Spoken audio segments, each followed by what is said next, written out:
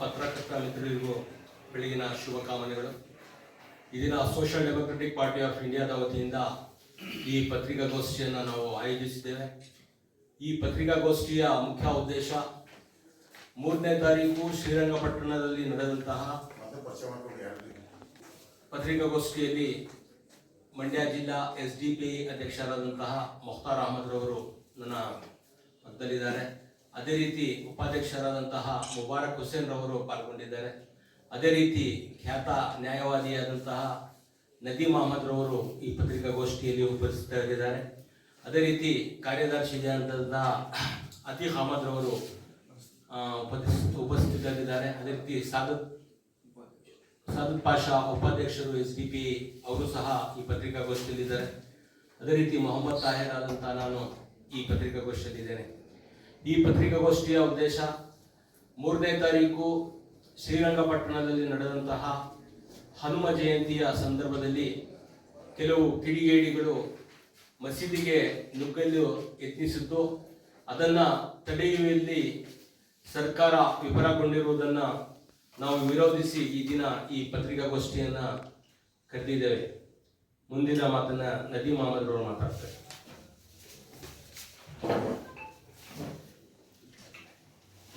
ಎಲ್ಲ ಪತ್ರಿಕಾ ವರ್ಗದವರಿಗೂ ಶುಭೋದಯ. ತಮಗೆ ತಿಳಿದ ಹಾಗೇನೆ ನಾವು ಪ್ರತಿ ವರ್ಷನೂ ಪತ್ರಿಕಾಗೋಷ್ಠಿ ಮಾಡ್ತಾ ಇದ್ದೀವಿ. ಈ ಹನುಮ ಜಯಂತಿ ಬಂದರೆ ಏನು ಒಂದು ಶಾಂತಿಯುತವಾಗಿ ಒಂದು ಕಾರ್ಯಕ್ರಮ ನಡಿಬೇಕು, ಅದನ್ನ ಕೆಲವು ಕುಚೋದ್ಯೋಗಿಗಳು ಏನಿದ್ದಾರೆ ಅವರು ಏನಾದರೂ ಮಾಡಿ ಈ ಏನು ಶಾಂತಿ ಪ್ರಿಯ ಜಿಲ್ಲೆಯಾದ ಮಂಡ್ಯನ ಕಲುಷಿತ ಮಾಡಬೇಕು, ಆಮೇಲೆ ಏನಾದರೂ ಮಾಡಿ ಇಲ್ಲಿ ಗಲಭೆ ಎಬ್ಬಿಸ್ಬೇಕು, ತಮ್ಮ ಬೆಳೆನ ಬೇಯಿಸ್ಕೋಬೇಕು ಅನ್ನೋದನ್ನ ಒಂದೇ ಒಂದು ಉದ್ದೇಶದಿಂದ ಈ ಹನುಮ ಜಯಂತಿಯ ನೆಪ ಮಾಡಿಕೊಂಡು ಯಾವುದಾದ್ರೂ ಒಂದು ಗಲಾಟೆ ಮಾಡ್ತಾನೆ ಇರ್ತಾರೆ. ನಾವು ಪ್ರತಿ ಸಾರಿನೂ ಜಿಲ್ಲಾಡಳಿತಕ್ಕೂ ಇದನ್ನ ಮೆಮೊರಂಡಮ್ ಕೊಡ್ತೀವಿ, ಹೋಗಿ ಖುದ್ದಾಗಿ SP ಜೊತೆ DC ಜೊತೆ ಎಲ್ಲರ ಜೊತೆನೂ ಮಾತಾಡ್ತೀವಿ, ಪತ್ರಿಕಾಗೋಷ್ಠಿನೂ ಮಾಡ್ತೀವಿ. ಆದರೆ ಏನೂ ಪ್ರಯೋಜನ ಆಯ್ತಿಲ್ಲ. ನಾವು ಏನನ್ನ ನಮ್ಮ ಹಿತರಕ್ಷಣೆ ಮಾಡಬಹುದು, ಏನು ಒಂದು ಜಾತ್ಯತೀತ ಒಂದು ಲೇಬಲ್ ಕೆಳಗೆ ಕೆಲಸ ಮಾಡ್ತಿದೆ ಅನ್ನೋ ಒಂದು ಕಾರಣಕ್ಕೆ ನಾವು ಕಾಂಗ್ರೆಸ್ಗೆ ಮತ ಹಾಕ್ತೋ ಇವತ್ತು ಅದ್ರ ಬಗ್ಗೆ ನಮಗೆ ಪಶ್ಚಾತ್ತಾಪ ಆಗ್ತಿದೆ. ಯಾಕೆ ಅಂದರೆ ನಾವು ಏನು ಯಾವಾಗಲೂ ನೋಡ್ತೀವಿ, ಒಂದು ಟಿಪ್ಪು ಕಾಲದ್ದು ಅದರ ಇತಿಹಾಸ ಎಲ್ಲ ನಾವು ಮೊದಲೇ ಹೇಳಿದ್ದೀವಿ. ಅಂತ ಒಂದು ಮಸೀದಿನ ಯಾವ ಕಾರಣಕ್ಕಾಗಿ ಇವರು ಗುರಿ ಮಾಡ್ಕೊಂಡವ್ರೆ, ಏನು ಅದರಿಂದ ಏನು ಲಾಭ ಏನು ಇವರಿಗೆ ಅನ್ನೋದು ಒಂದು ಪ್ರಶ್ನೆ. ಈಗ ಪ್ರತಿ ಸಾರಿ ನೋಡ್ತೀವಿ, ಹೋದ ಸಾರಿ ಹನುಮ ಜಯಂತಿ ಮಾಡಿದಾಗ ಕಲ್ಲು ತೂರಾಟ, ಅದಕ್ಕೆ ಮೊದಲು ಹನುಮ ಜಯಂತಿ ಮಾಡಿದಂಥ ಸಂದರ್ಭದಲ್ಲಿ ಏನು ಮಾಲಾಧಾರಿಗಳು ಅಂತ ಹೇಳ್ತೀವಿ, ಅವರ ಧರ್ಮ ಆಚರಿಸೋಕ್ಕೆ ಸ್ವಾತಂತ್ರ್ಯ ಇದೆ, ಮಾಡಲಿ. ಆದರೆ ಬೇರೆಯವ್ರ ಧರ್ಮಕ್ಕೆ ನಾವು ಅವರಿಗೆ ತೊಂದರೆ ಕೊಡ್ತೀವಿ, ಆ ನೆಪದಲ್ಲಿ ನಾವು ಬೇರೆ ಧರ್ಮನ ಒಂದು ಗುರಿಯಾಗಿಟ್ಟುಕೊಂಡು ಕಾರ್ಯಕ್ರಮ ನಡೆಸ್ತೀವಿ ಅನ್ನೋದಿದೆಯಲ್ಲ, ಅದು ತಪ್ಪು. ಅದು ಸಂವಿಧಾನದಲ್ಲಿ ಯಾವುದೇ ಕಾರಣಕ್ಕೂ ಅಕ್ಷಮ್ಯ ಅಪರಾಧನೇ, ಅದನ್ನ ಯಾವುದೇ ಕಾರಣಕ್ಕೂ ಕ್ಷಮಿಸಕ್ಕೂ ಆಗಲ್ಲ. ನೋಡ್ಬೋದು, ಈಗಿಂದ 2 ವರ್ಷಕ್ಕೆ ಮುಂದೆ ಯಾವುದೋ ಒಂದು ಮನೆ ಮೇಲೆ ಇದ್ದಂಥ ಬಾವುಟ ಕಿತ್ತಾಕಿದ್ರು, ಅದನ್ನೇ ಹತ್ತಿ ಅವ್ರ ಮನೇನ ಇದನ್ನ ಮಾಡಿ ಅದು ಗಲಾಟೆ ಮಾಡೋದು. ಈಗ ನೀವು ಹೋದ್ ಸರಿ ಅದನ್ನ ಅವಾಯ್ಡ್ ಮಾಡಿ, ಸರ್ ಏನು ಮಾಡ್ತಾ ಇದ್ದೀರಿ ನೀವು ಅಂತ ಹೇಳಿದಾಗ ಹೋದ್ ಸರಿ ದೊಡ್ಡ ಇದೆ ಗಲಾಟೆನೇ ಮಾಡೋದು, ಮಸೀದಿ ಮೇಲೆ ಕಲ್ಲು ತೂರಾಟ ನಡೀತು. ಅದು ಹೋಗ್ಲಿ ಅಂದ್ಬಿಟ್ಟು ಅದನ್ನ ಮಾಡಿದ್ರ ಈ ಸರಿ ಏನು ಮಾಡಬೇಕಿತ್ತು ಜಿಲ್ಲಾಡಳಿತ ಎಚ್ಚೆತ್ಕೋಬೇಕಲ್ವಾ? ಒಂದು ಸಾರಿ ಮಾಡಿದಂಥ ತಪ್ಪು ಮರುಕಳಿಸ್ತಾ ಇದೆ ಅಂದರೆ ಕಾನೂನು ಮುಂದೆ ಎಲ್ಲರೂ ಸಮಾನರು. ಅವ್ರ ಮೇಲೆ ಏನು ಆಕ್ಷನ್ ತಗೊಂಡಿದ್ದೀರಿ? ಆಕ್ಷನ್ ತಗೊಳಕ್ಕೆ ನಿಮಗೆ ಯಾರ ಭಯ ಇದೆ? ಯಾಕೆ ನೀವು ಆಕ್ಷನ್ ತಗೋತಾ ಇಲ್ಲ ಜಿಲ್ಲಾಡಳಿತ ಅನ್ನೋದು ನಮ್ಮ ಪ್ರಶ್ನೆ. ಅದ್ರ ಬದ್ದು ಅದು ಅದಾಗಿದೆ. ಈ ಸರಿನೂ ಮಸೀದಿ ಒಳಗಡೆ ನುಗ್ಗಬೇಕು ಅನ್ನೋದೊಂದು ಇದು ಮಾಡ್ತಾರೆ. ಆಮೇಲೆ ಇನ್ನು ಏನು ನಾವು ಮೂಲ ದೇವಸ್ಥಾನ ನಾವು ಮೂಲ ಸ್ಥಾನದಲ್ಲಿ ತಂದು ಇದು ಮಾಡ್ತೀವಿ, ಇದನ್ನ ಕೆಡಬಿಟ್ಟು ನಾವು ಮಂದಿರ ಕಟ್ತೀವಿ ಅಂತ ಓಪನ್ ಸ್ಟೇಟ್ಮೆಂಟ್ ಕೊಡ್ತಾರೆ. ಅಂದ್ರೆ ಅವರು ಏನು ಸಂವಿಧಾನದ ಅಡಿ ಇಲ್ವಾ? ಇಲ್ಲ ಈ ದೇಶದ ಸಂವಿಧಾನನ ಗೌರವಿಸಲ್ವಾ? ಏನಾಗಿದೆ? ಆದ್ರೆ ಒಬ್ಬ ಭಾರತದ ಪ್ರಜೆಯಾಗಿ ನಾನು ನನ್ನ ಸಂವಿಧಾನ ನಾನು ಉಳಿಸ್ಕೊತೀನಿ, ನನ್ನ ಸಂವಿಧಾನಕ್ಕೆ ನಾನು ಬೆಲೆ ಕೊಡಲ್ಲ ಅಂದಮೇಲೆ ಜಿಲ್ಲಾಡಳಿತ ಏನೋ ಅವ್ರು ಗುಲಾಮರ ಕೆಲಸ ಮಾಡ್ತಾ ಇದೆಯಾ? ಯಾಕೆ ಮಾಡ್ತಾ ಇಲ್ಲ? ಅವ್ರ ಮೇಲೆ ಏನು ಕ್ರಮ ತಗೊಂಡಿದ್ದೀರಿ ಅನ್ನೋದು ನಮ್ಮ ಪ್ರಶ್ನೆ. ಅದಕ್ಕೆ ಈ ಸರ್ಕಾರ ಉತ್ತರ ಕೊಡಲೇಬೇಕು. ಇನ್ನೊಂದು ಸಾರಿ ಈ ಘಟನೆನ ಮರುಕಳಿಸ್ತಾ ಇರೋಂಗೆ ನೋಡ್ಕೋಬೇಕು ಅನ್ನೋ ಒಂದು ಏಕೋದ್ದೇಶದಿಂದ ನಾವು ಈ ಪ್ರೆಸ್ ಮೀಟ್ ಮಾಡ್ತಾ ಇದ್ದೀವಿ. ಮತ್ತೆ ಅಲ್ಪಸಂಖ್ಯಾತರಿಗೆ ಮತ್ತೆ ಹಿಂದುಳಿದ ಸಮುದಾಯದವರಿಗೆ ಈ ಸರ್ಕಾರದಲ್ಲಿ ಬೆಲೆ ಇಲ್ವಾ? ಇಲ್ಲ ಈ ಸರ್ಕಾರದಲ್ಲಿ ಬದುಕೋ ಹಕ್ಕಿಲ್ವಾ? ಇಲ್ಲ ಧಾರ್ಮಿಕ ಸ್ವಾತಂತ್ರ್ಯ ಅನ್ನೋದು ಬರೀ ಪುಸ್ತಕದಲ್ಲಿ ಇದೆಯಾ, ಇಲ್ಲ ಸಂವಿಧಾನದಲ್ಲಿ ಇದೆಯಾ, ಅದನ್ನ ಜಾರಿ ಮಾಡೋದಕ್ಕಾಗಲ್ವಾ?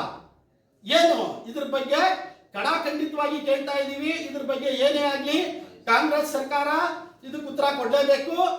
ಮತ್ತೆ ಏನು ನಮ್ಮ ಜಿಲ್ಲಾಡಳಿತ ಇದೆ, ಆ ಯಾರು ಕುಚೋದ್ಯಮಿಗಳು ಈ ಕೃತ್ಯ ಮಾಡವ್ರೆ ಅದನ್ನ ಅವ್ರ ಮೇಲೆ ಕ್ರಮ ತಗೊಂಡು ಅದ್ರ ಮಾಹಿತಿನ ನಮಗೆ ಕೊಡಲೇಬೇಕು. ಬಹಿರಂಗವಾಗಿ ಅವರು ಪೇಪರ್ ಸ್ಟೇಟ್ಮೆಂಟ್ ಕೊಡಲೇಬೇಕು ಅನ್ನೋದನ್ನ ಒತ್ತಾಯಿಸ್ತಾ ಈ ಪತ್ರಿಕಾಗೋಷ್ಠಿನ ಮಾಡ್ತಾ ಇದ್ದೀವಿ.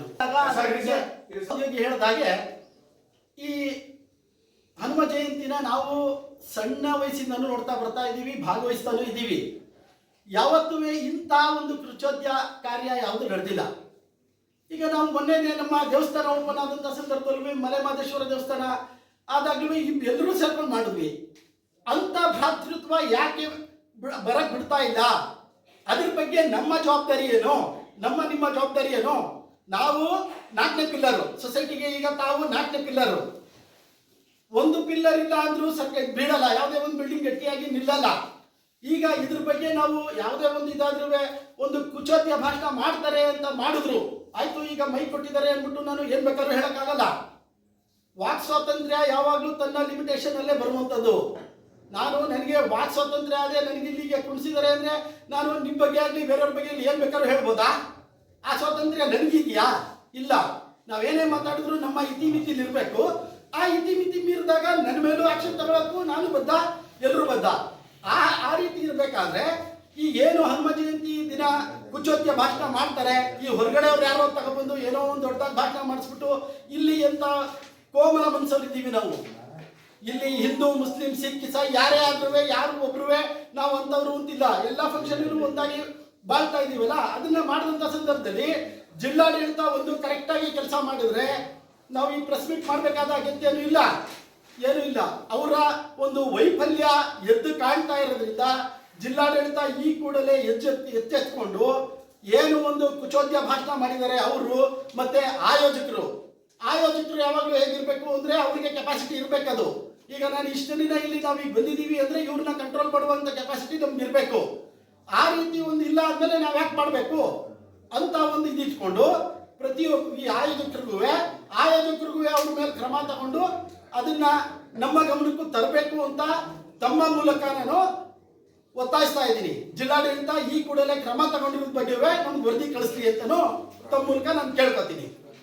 ಈ ಕೂಡ ಎಚ್ಚೆತ್ಕೋಬೇಕು. ಬರೀ ಓಟ್ ಬಂದಾಗ ವೋಟ್ ಬ್ಯಾಂಕ್ ರಾಜಕಾರಣ ಬಿಡಬೇಕು ಅಂತಾನು ಈ ಮೂಲಕ ನಾನು ಹೇಳಕ್ ಬಯಸ್ತೀನಿ ನಿಮ್ಗೆ. ಇಲ್ಲಿ ಬಂದಿರತಕ್ಕಂತ ಎಲ್ಲ ಪತ್ರಿಕಾ ಮಿತ್ರರಿಗೆ